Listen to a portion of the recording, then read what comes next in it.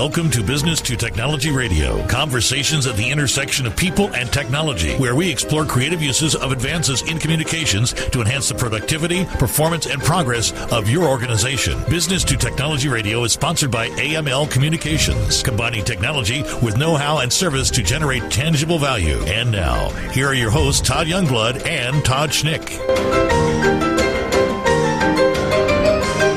Hello, and welcome back to Business to Technology Radio. I'm your host, Todd Youngblood, and with me in the studio, as always, my partner, pal, and co-host, Todd Schnick. Welcome back, buddy. Good to see you, as always. Good to see you, Todd. How are you this afternoon? I'm doing great. We've got Mr. Mike Hill with us today, who is a business advisor, turnaround specialist with Mike Hill and Associates, and has a current role, and I will get into how those roles change over time, as the president of Woodstock Gas. So, Mike, welcome. Glad to have you with us today. Thanks, Todd. Thank you, Dave and Todd, Todd, for inviting me along today. I don't suspect you come out of college and say, I want to be a turnaround specialist. Tell us about the evolution of the career and what led you to have the background, the knowledge, and experience to go in and help organizations turn around. How did that evolve? Really good question. I remember when I joined Ernst & Young back in the 80s, and you had this role as senior consultant. And I'm thinking, well, I don't know enough to be a senior consultant and go talk to businesses. But you begin to evolve and you learn tricks about harvesting information out of businesses to help them accomplish their goals and objectives. So it began that way. Well, one of the things that you find about business is 80% of business is the same. And it's whether it's a huge corporation, and I'm at Verizon Wireless, or it's a small business, it really is about blocking and tackling. So the interesting thing is that you find out if you apply these fundamentals, whether it's a large business or a small, you can cause those businesses to be successful. Beyond that, it's an investigation process. And you know what? I harvest information from the best resource, and that's the employees. The employees know what's the matter with a business. And so it doesn't take long to harvest information from the employees about what's broken. And then the experience you just have over the years helps you step in and then do the analysis of what's broken and how to fix it. Just talk about specifically what you did to begin the turnaround. Well, the fundamental of any business is measurement. You have to have data. And so one of the first places I began is accounting data. And so I brought in a new CPA. They didn't have a CPA. So the first thing I've got to do is be able to harvest information out of the company. So I brought in a CPA that began to accurately measure the performance of the business.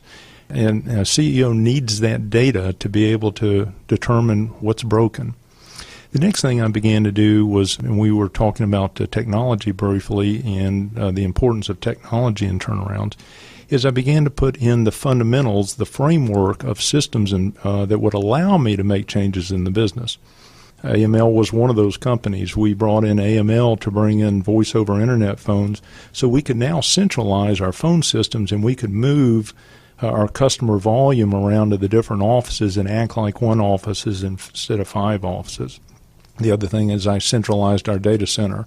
And again, brought all of our computers and operations into a single location so that we could operate as one company instead of 5. Those two fundamentals then allowed me to improve processes both in the actual software systems and the staff. So this year was able to, those platforms allowed me to reorganize the staff. So going back to your original question, it began with data and then the infrastructure of systems.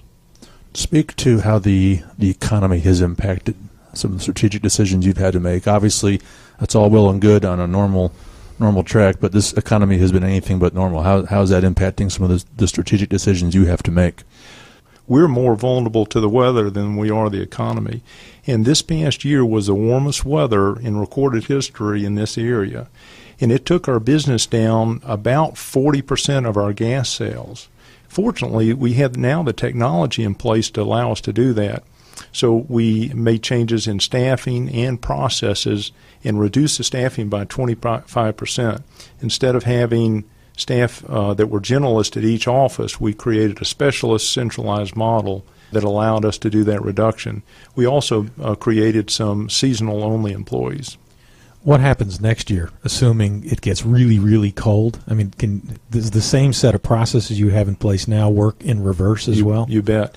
And we're now prepared for any type of warm weather. We'll make a profit next year. So we've managed the business in such a way that we've reorganized, that we've got flexibility to adjust with whatever happens in the business. Shifting back to your turnaround work, so when you finish your duty with Woodstock Gas and you move on to the next opportunity, what assurances do you have that an organization will continue on the track? I mean, what are some things that you can do to be sure that they're continuing to do the things that you implemented to be sure that they stay on track? Yeah, very good question. Because remember, we started out having a conversation about measures, that you have to put performance measures into place as a fundamental of the business. And so with the controller and the operations, VP of operations that I brought in, they have now those measures. We've created processes for annual budgets, for performance reviews, and we've put an incentive comp process in place. So we not only have measures, reports, and data to measure the business, we also have accountability from a staff and a performance point of view to hold people accountable.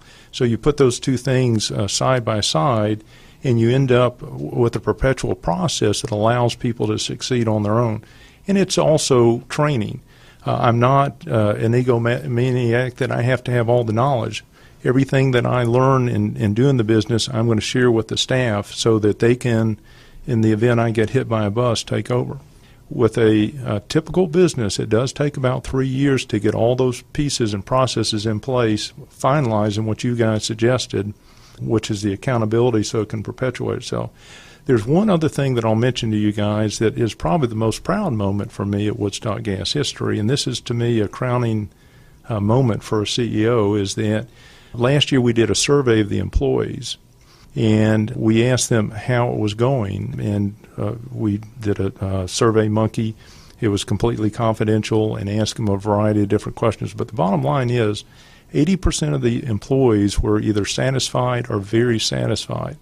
And that's a crowning moment. When you can do a turnaround, keep most of the staff in place, elevate their performance, train them, and make them more proud of what they're doing in the business, that's exciting, and make them happy too. So we've created a healthier organization from a sales, marketing point of view, that we know how to sell now, we know how to do customer service, we do scripts, we know how to talk to people. It's a lot different company than it used to be. Mike, you mentioned some of the communication enhancements that you did with organizations like AML. What other role has technology played in helping turn around the business? Well, technology is very important to me. It's very dear to my heart. So every aspect of the business, I've implemented technology. For example, we've implemented computers on all our trucks.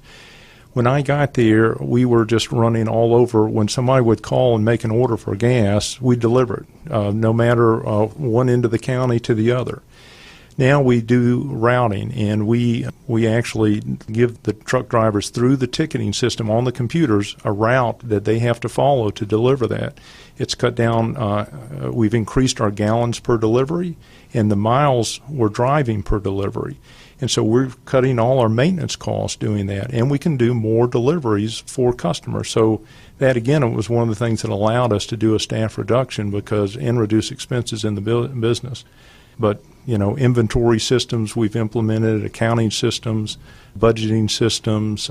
So across the board, we have a new suite of systems in place to help us. Hey, Mike Hill, our guest, thank you again for joining us. And my co-host, Todd Youngblood, I'm Todd Schnick. We'll see you next time on Business to Technology Radio.